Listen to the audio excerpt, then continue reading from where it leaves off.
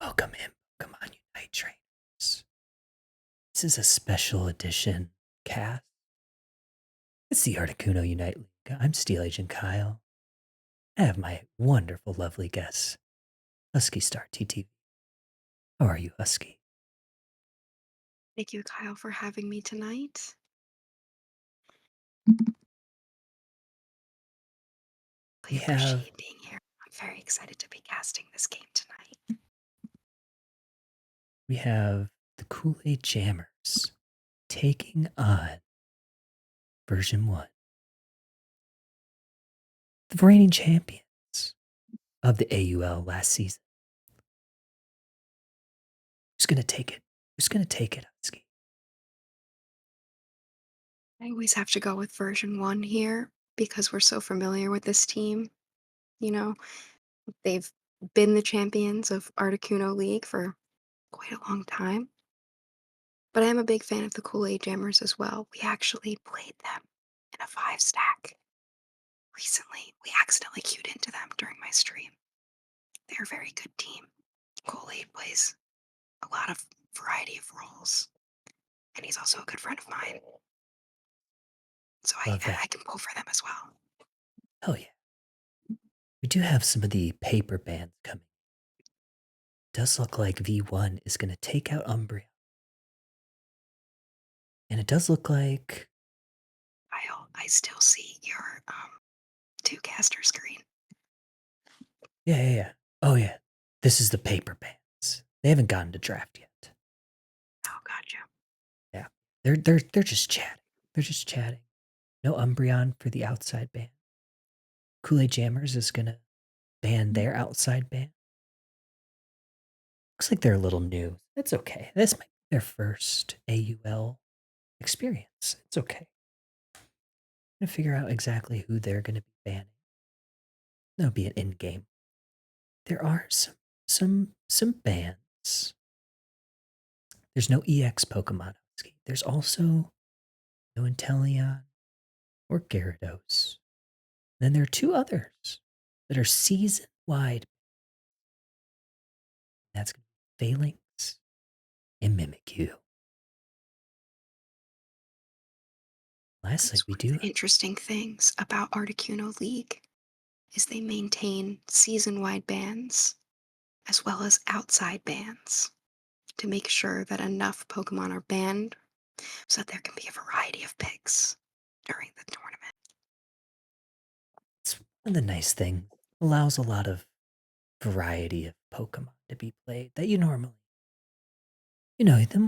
don't see in these big competitive leagues. So you get to see more things.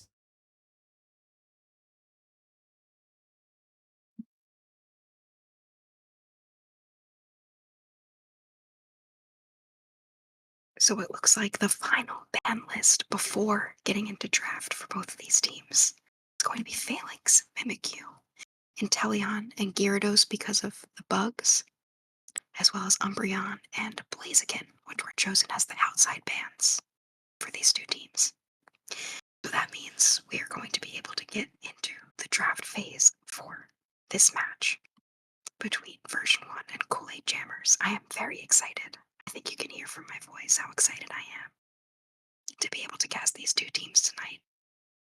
Both of them are going to put on a great show, and I'm excited to see what they will pick. I imagine we'll see Slowbro potentially banned in the early part of this game during draft, as well as maybe Sylveon, because there are multiple players on both teams who play really good Sylveons. What do you think, Kyle? I think, yeah, Sylveon is definitely a good ban in competitive in general. In this even more restrictive format, Sylveon is such a good ban. Such a good ban. Do get Espeon banned from Maul on V1 side though. I'm not surprised to see an Espeon ban either. The EVs are still very prominent in the game, and it's possible that they want to isolate a Sylveon. We also see a Mew ban, which does make a lot of sense as well. though Mew is not as common in competitive play, since all of those other Pokemon were banned out that we discussed before. I'm not surprised to see Mew as well as a Sylveon ban. It looks like Koolaid's hovering around a few different options, but maybe landing on Leafeon here, Kyle. Ooh, Leafeon is a great ban. I really like this pick. It allows V1 to maybe take their tank here. I think that's what they're going to look to do, especially with Rustic in that one spot. Yeah, there's the tree. We are seeing Tree immediately picked, and I'm not going to be surprised if we see this Slowbro selected as well. Play Jammerz side. Looks like they're hovering Cramorant as well. Another really good attacker, considering we had one, two, three attackers banned in our ban phase.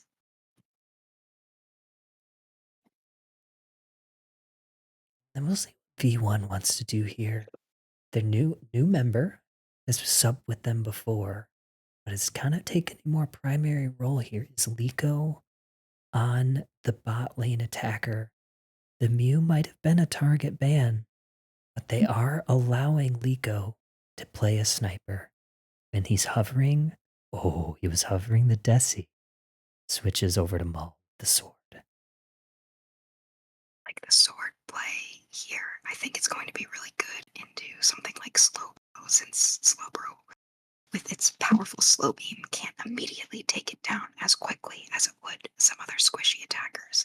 We're also seeing a Buzzwole hovered, which actually has one of the lowest win rates in the game at the moment, but I think that Buzzwole is still a very good top laner, especially when Blaziken and Phalanx were both banned out in the outside bans. Ooh, we're lining up the sniper here for V1 with no speedster right now. That is very interesting. That might force. Yes, and I think it's going to force a speedster pick from Koolaid. I think that'll. You need Plays a something to get great to Desi. Koolaid plays a fantastic Leafeon, as well as many other speedsters. I would love to see his Meowscarada if he has it, but he is going to go with the Talonflame, which I personally would like to have gone with maybe a Zoroark, but without a Comfey, it might not be as good. Or possibly even a Scyther could have worked well Mhm. here, if not the Meowscarada. But he is a very prominent Leafeon and Zeraora player. So I don't know if I've seen his Talonflame before. But I knowing that like he's it. very good at Leafeon and Zeraora, I expect that his Talonflame will also be very impactful, especially with two backline squishy attackers that Talonflame can avoid damage from. Yeah, and you're like with the Glaceon, you're forcing it into Icy Wind because those icicle spears won't do much in the air if it does lock on and fly. So I do like that interaction. But here we go. Game 1. V1, Koolaid Jammerz. Going to really be excited to see how this Talonflame handles this team comp because there is a lot of CC with the tank support and top laner. If they are sending Aegislash to the top lane, which I assume that they would, but there is a lot of CC, so having a Talonflame to avoid some of that CC is going to be really helpful. I'm also excited to see how this Buzzwole plays in, since it got kind of shafted out of competitive play recently, Kyle. Yeah, we have Molinaki going to the top lane with Wailing on the Blissey. Maul plays an amazing sword. We'll see what they're able to break out today. They're going to steal some of the farm, the contested farm, while Buzzwole looks to get some stacks. Early flank from the Glaceon, already with the red buff, has the Icicle Spears up, picks up a very, very early KO. That's a really good play from V1 there. Lux Glaceon is a force to be reckoned with as he continues pressuring onto this top lane. Eldegoss does steal that away. There's no eject button available on Cramorant, so as we get to the 850 birds, that is something that they are going to have to be a little careful about.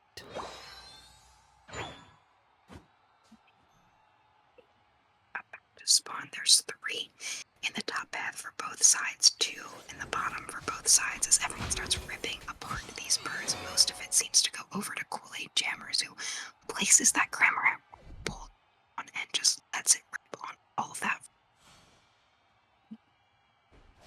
Ooh, bot side. Looks like we do have a Dartrix getting 1 stack.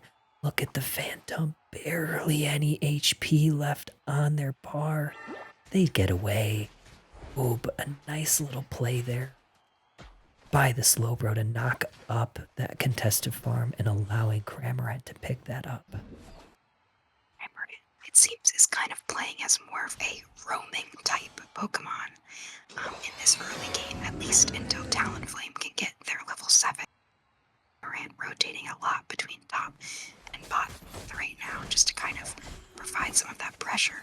It looks like we do have Glaceon hitting with the full Icicle Spears. Cramorant on only 1 HP, but just gets KO'd by that Trevenant, and Glaceon takes down the Talonflame as well. Really solid start for V1. You can hear the excitement in my voice right now for this team. The crowd goes absolutely bananas for them as Deciduous Liko gets online at 7:30. Those Spirit Shackles are going to be forced to be rolled with. The crowd is gooning loudly for both of these teams as the 720 birds now spawn. Spirit Shackles are hitting on everything. They cannot miss a snipe. Liko is absolutely insane as now we have a 1 Unite move in the game right now, and it is on version 1 side with Glaceon already reaching 8 Kyle.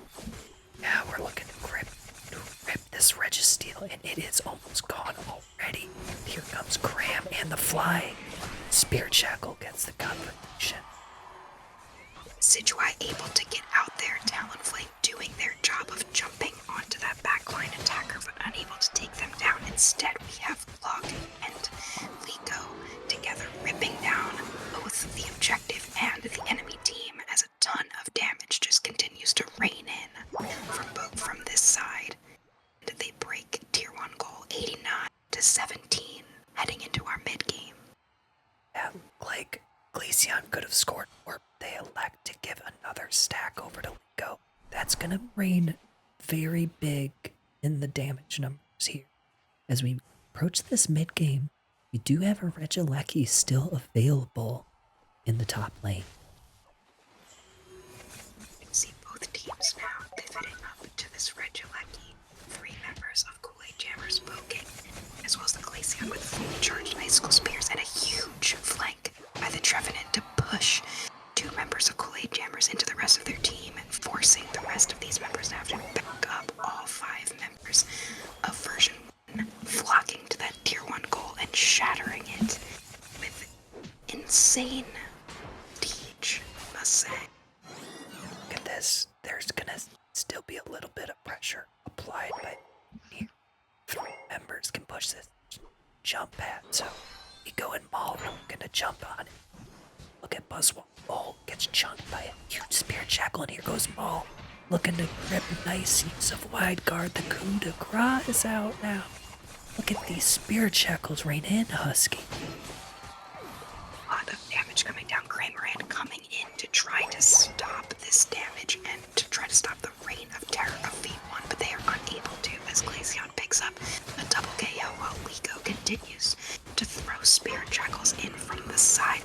It's Glaceon able to generate ridiculous damage to Decidueye, going for another 40 points and gets it, but does go in the process. Only 1 second left on Regieleki, but Trev able to get another 2 points in, and now they're just micro dunking on this goal with only 3 points left in it. Oh, they just want this off of the map. They couldn't be able to do it. Trevin has one. Do get the one that's left on. In my community, we call this Mind Axe's Wet Dream, because you can just dunk 100 over the late game. 50. Never. That is the legal term for having 1 point left in your tier 2 goal. And while all that was going on, Kyle, check out this bottom path to Decidueye, able to just rip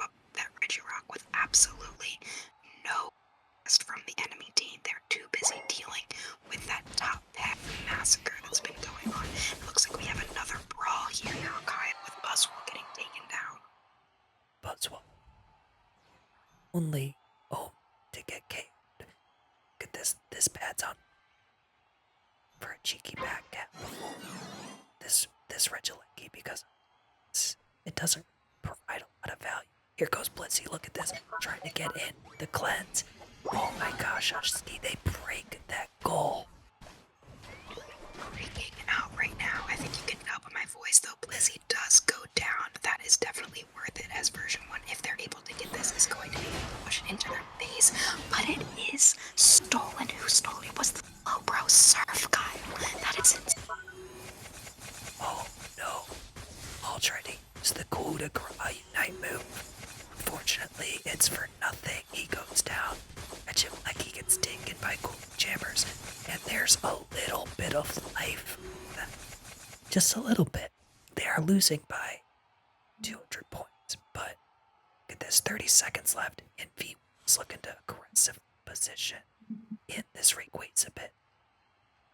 The Jammers needed to maintain their pressure in this game. Otherwise, this has been fully dominated by version 1 so far. However, Aegislash is going to have to farm a bit, or at least wait some time before their Unite move comes back.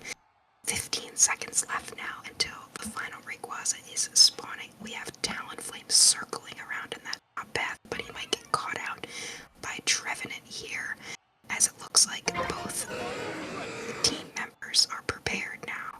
The only one without a Unite move is still Aegislash from using it earlier to try to secure the Regieleki. Look at this flank from Buzzwole and down. Looking to try to pick out this owl. Is that the prime target? Go, it's been able to snipe for. Talon is going to be patient. It's very patient. Look at that big pick off there by them, but comes this Talonflame. Aegis with a Flame Sweep, Unite move Buzzwole trying to stay alive and fighting with the Aegislash, but the Buzzwole just barely hanging on does go down. Slowbro is now back up and Flame as well, and members of Koolaid Jammerz are getting picked 1 by 0. Members of version 1 haven't yet down yet. Still is a Unite move with nobody else from Jammerz. There is no way Slowbro will be able to take it unless Miracle Steal. But he doesn't even try for the heal, Kyle. No, and he died. It's gonna go down here still. It's a Unite. Fortunate for Koolaid Jammerz. V1 doesn't even need to score. They already have a massive. They could just go back and defend. But they want the points. They want the dunks. They want the KOs, Husky.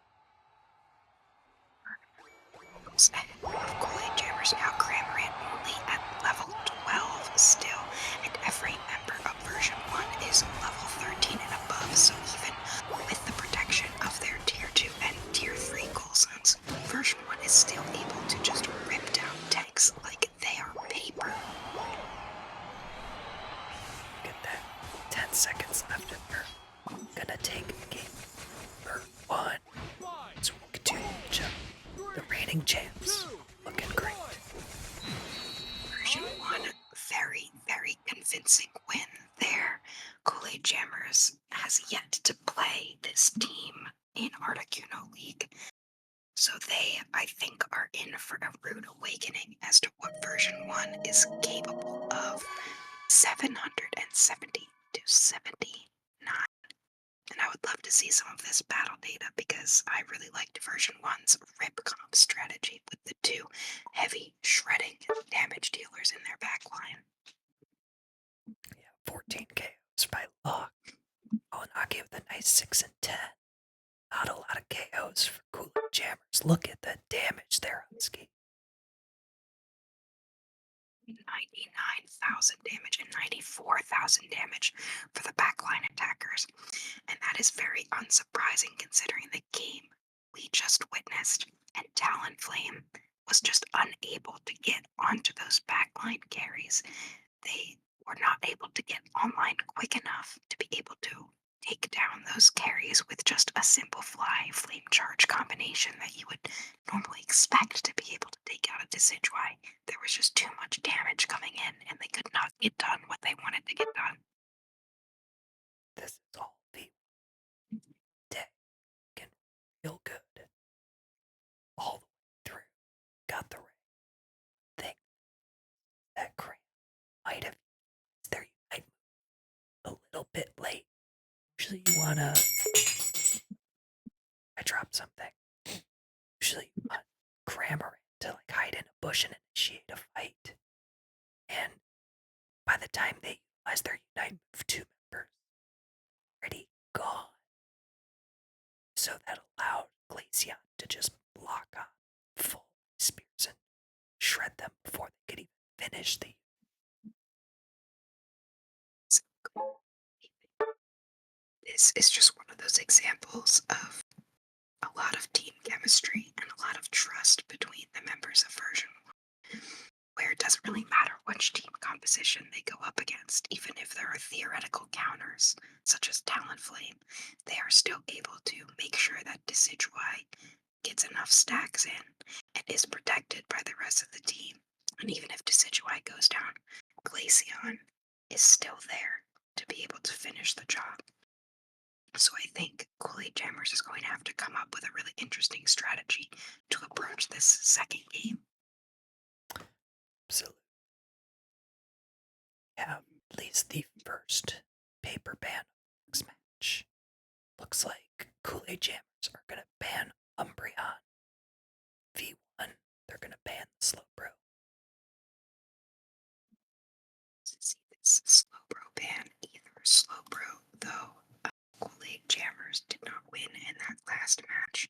Slowbro was still really difficult for version 1 to deal with, especially with the idea that a slow beam could come out at any time, as well as that Slowbro stealing Regieleki in the top path. I think version 1 just doesn't want the opportunity to have to deal with a Slowbro, and they would rather select their Trevenant without having to worry about losing Slowbro to the other side. That is, if they do get Trevenant again in this game. So we are going to draft the official draft game number 2. Very interested to see how they go about this. It looks like go Husky. There's that again. Still able to be picked up by the team. Sylveon getting banned makes a lot of sense, targeting some of these attackers as, again, their attack getting banned here, and it looks like Koolaid Jammerz is going to look to target ban that Glaceon, or no, they have a different approach. Instead, they are going to ban that Trevenant. That was very difficult for them to deal with, and they want to try to force version 1 into selecting a different tank pick.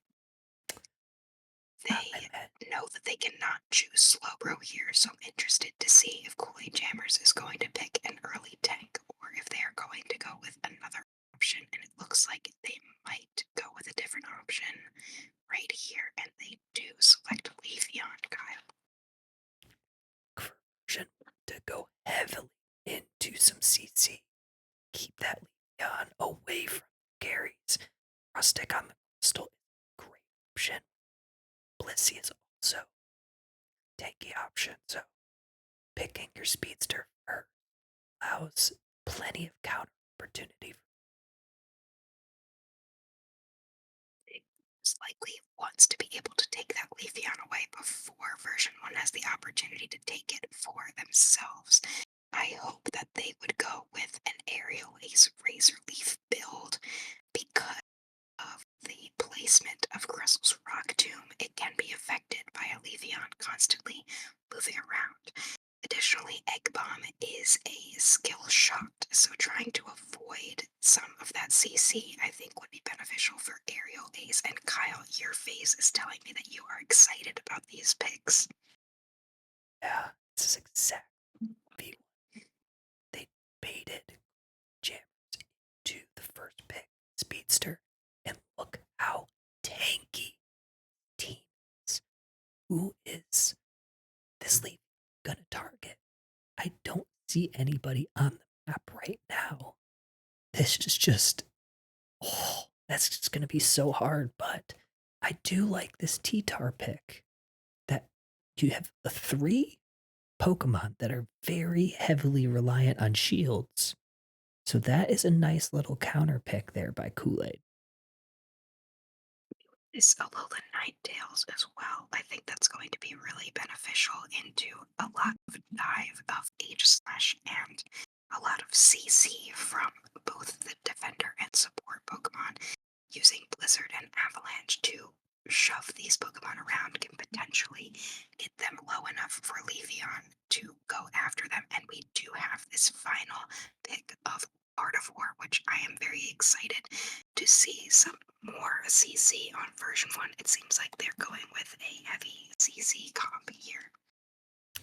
Yeah, Gardevoir is great against things like T-Tar and Snorlax. Where's that defense? Shreds them nice and good, and it outranges the Ninetales, so that's a wonderful pickup. Wonderful, wonderful pickup by V1. As I mentioned in the last game, Koolaid is a very, very proficient Leafeon player, and he has been playing Razor Leaf from the beginning of the game. And Zealy, Cammy, she is amazing at all of the attackers, but I have seen her Ninetales plenty of times, a lot of comfort picks right now. Getting into Kool-Aid Jammerz team comp, so I'm excited to see what they potentially do as we have our game 2 about to kick off here, Kyle. Yeah, do have a request from chat. Kelsey is very good. So This is such a good girl, and I really miss her a lot. Hopefully that works.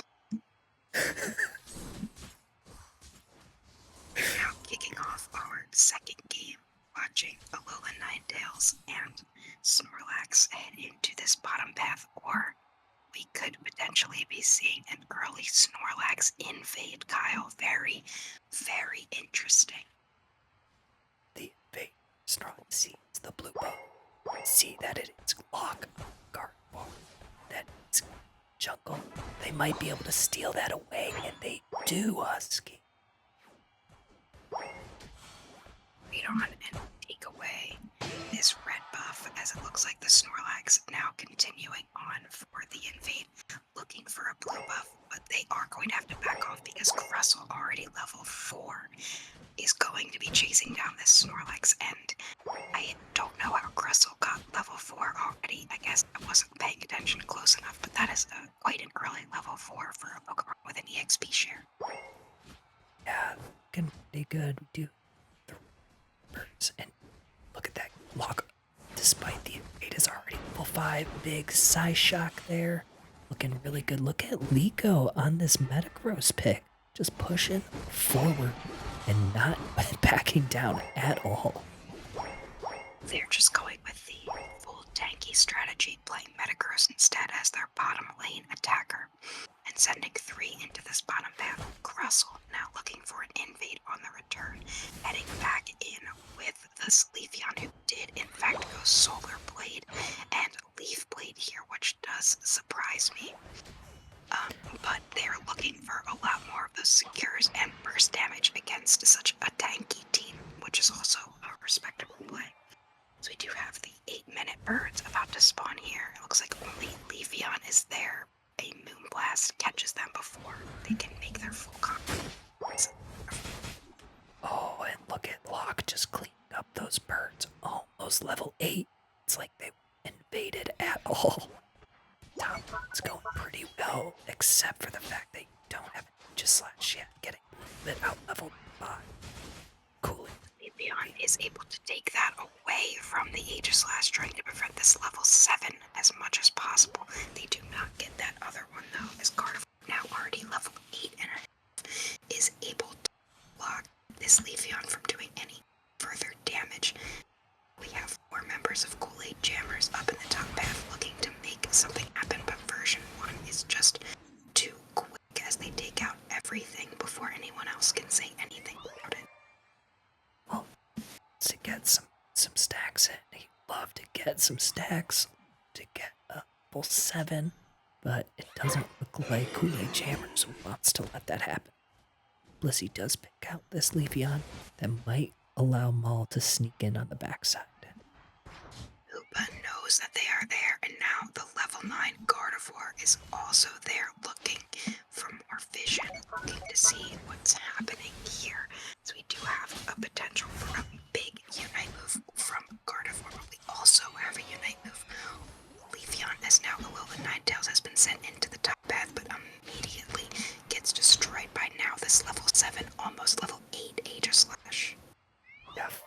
Jammerz looking to brawl for this Regieleki. They don't want to let this give this up for free. But look at Liko gonna try to gyro ball, but no. Snorlax with a huge heavy slam takes that away from people. That was insane steal. That is so hype for Koolaid Jammerz right now, being able to secure that with a heavy slam, and they are just going to try to use that HP buff, ripping up this Regieleki. They do have a level 9 Tyranitar, and the Alolan Ninetales secures that as well as Ancient, pushing the Gardevoir and the Blissey back. Gardevoir does still have a Unite move, and version 1 can still push back with a really good play right here. There they go, looking for Gardevoir Unite move, but it doesn't end up getting anything done, Kyle. Yeah, looked like the Psyshock might have gone to a different target and not onto the T-Tar, so it's unfortunate for them. Oh no, Eevion's gonna get picked off, and two-step is not enough. T-Tar's gonna use that tyrannical rampage. They get just sent back to base, giving a little bit of space here for V1 to get out, but no, the Ninetales with the amazing peel takes out the Aegislash. About the vision that Hoopa is providing, they're able to kind of run around and see where that Aegislash is headed, so they can make the call for that Ninetales to go pick them up. However, version 1 does take the lead here with a really substantial 40-point score by that Metagross, and now Snorlax ticking into level 9, but immediately going down here. That is a bit of a consolation prize there for version 1, who does not pick up the Alolan Ninetales they initially wanted from that push. Oh no, Rustic is gonna have to utilize their Unite here. Watch out for the T-Tar. That true damage just wipes out Crustle with no health besides the shield. That is pretty upsetting if you're Rustic right there. Jammerz already looking much better than they did in the first game. They do have a Hoopa Unite move, as Hoopa is going to be positioned top path, likely to portal everyone after this Regice is defeated. They have a Leafeon and a Snorlax Unite move, but it does not look like Koolaid Jammerz is willing to get in the way of this Gardevoir rip as Hoopa Unbound comes out, sending the entire team into this Regieleki. It doesn't look like there will be a steal version 1 either. They kind of just trade objectives there, Kyle. Yeah, they're gonna allow Metagross to dunk a nice 39 points in bottom tier 2. Koolaid Jammerz does want to take this pad. Big Fairy Singularity helps take out that T-Tar with the Blissey Egg Bomb. Wow, that's a massive pick there for V1 on the defense. Really don't like this push from Koolaid Jammerz here. I'm not exactly sure what their plan was and what they thought was going to happen. I think that they saw the Metagross pushing into that bottom path and thought that they could do the same in the top path, but the entire team was already there. I think they should have just let Regieleki walk and farm in that case, because a lot of that lead that they had before has now been handed back over to version 1. Look at Wayley on this Blissey just holding the fort down all by herself. Not only that, but the wall that the Crustle did to keep T-Tar from diving onto Locke and the Gardevoir was massive. Now at 230, this T-Tar's just going to have to retreat back to base by the Hoopa portal. Tyranitar only level 12 right now, and it really needs to get level 13. There are 2 level 13s on V1 and no level 13s on Koolaid Jammerz. They are at a severe level disadvantage right now. They need to be able to make something happen. There has to be a huge Tyranitar Unite move here for any hope of Koolaid Jammerz coming back after that push, as we do have Leafeon looking like they want to back out, but Aegislash is there to stop it, and Leafeon, we will have to see if they're able to get out, and Aegislash jumping on them, trying to prevent them from getting into the portal, but they are able to reset. Oh, that was real close there. Almost a nice little wide guard play. Looks like Stick is gonna off at top choke. Go looking for a little flank there. T-Tar is also looking for some squishier targets. Leafeon, there we go. Leafeon founds the Gardevoir. nice Shedinja doll there by Locke. Oh my gosh, what a beautifully timed Shed doll. That was an amazing Shedinja doll. I don't even know if I realized Locke had the Shedinja doll available, but they did lack Shedinja doll. Maybe they did it specifically to avoid Leafeon Unite moves. Really, really good play by Irene Koolaid there to be able to jump on that Gardevoir, but it just was not enough, as it looks like Russell standing there waiting for them to return, and Gardevoir immediately drops a Fairy Singularity as well.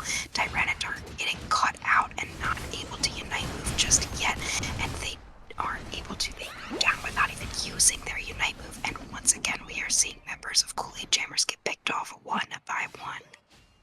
All members up for one. Looks like Rustic is gonna get a nice 72 pad on their lead. So they are looking pretty good. Koolaid's dangerously. Blissey Egg Bomb just misses the mark. Basic attack though by Locke cleans that up. And look at this rate, still full health. This is gonna be a problem for Koolaid Jammerz. Just think, with only level 12, that Unite move isn't going to do much to a level 13 Aegislash, as they get a huge shield off of hitting multiple members of Koolaid Jammerz, and they are going to hit this Rayquaza. They secure it, but it doesn't matter because they were already in the lead, and that is going to be another version 1 win. Wow, what a game. That one was a lot closer than the first game. Yeah, definitely came down to the wire, but V1 on top as always. 264. 115 is your final. Look at that. Look at all those damage numbers, all those KO numbers. Not a ton of KOs from Koolaid Jammerz, but they did have a better showing, like you said, Husky. They did like their counter picks that they picked after, leading into that Leafeon. Really leaned hard into Leafeon being online early. And honestly, Kyle, I really think they had a solid chance if they didn't push that tier 2 pad with the Regieleki. I think they should have just taken the consolation prize of Aleki and let it put the pressure on to the tier 2 pad and left it alone, because they gave back so much of the XP that they were leading with previously. However, version 1, regardless, is a really, really experienced team, and again, are reigning champions of the Articuno League. So regardless of those decisions that were made, V1 still had an exceptional showing in tonight's match. Absolutely. And it looks like we are going to get a nice little interview. So we're going to pop down, talk with V1, the winners of this match, or this last match. Let's go down to just the game. Hello?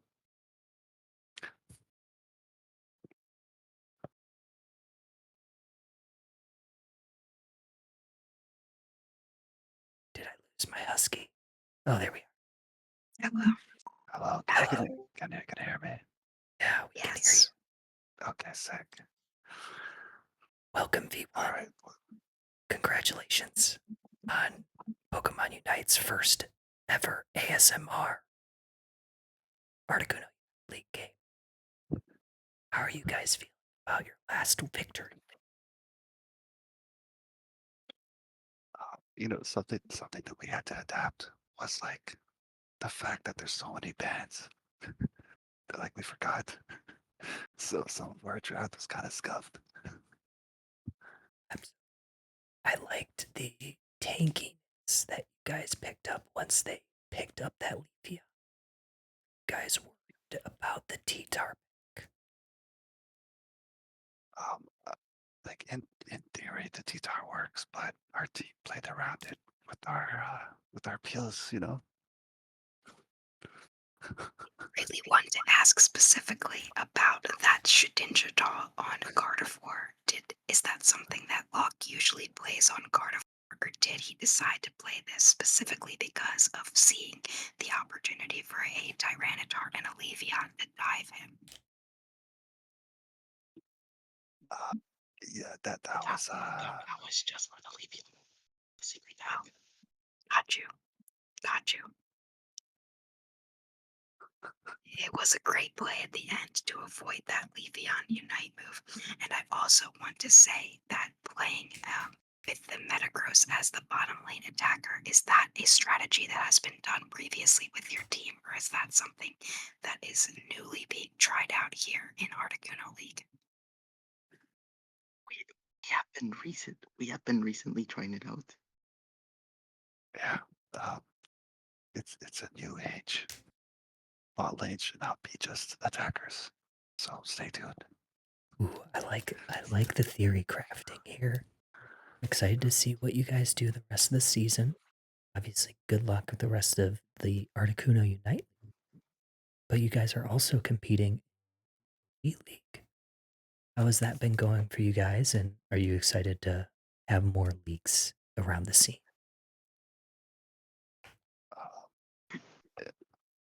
Yeah, you take this one. What? You take this one. I don't want to. Okay. I think it's like a nice opportunity to have like more places to practice, and I like Indigo League is like a great place to do that. I think there's a lot of opportunities, and like the off season, UCS isn't happening, so it's nice to see the community organize these type of leagues for players to show themselves off and their teams, but also get that practice in. Oh, yeah. Alrighty. Well, appreciate y'all stopping by. Good luck the rest of the Guys, for season. the interview. Thank you for Really the interview. appreciate the interview. I'm your biggest fan. Please shout me out. I am your biggest fan. I am. I got a shout out Beam for being our biggest fan. Shout out to Husky for being our biggest fan as well. Dang it! I want to be V1's biggest fan, but I'll settle for number 2. Yeah, all right. What we could do is we could do like a 1v1 tournament for the biggest fan. Too. All right. Husky will win. I'm Masquerada and I will eat Kyle's ass. What? No shot. Right. Oh my god. Alrighty, thanks friends. Good luck the rest of the season, and we will catch y'all next time. Yeah, thanks for having us. Take care. Goodbye. See ya. Oh my god. That was I can't. I can't breathe.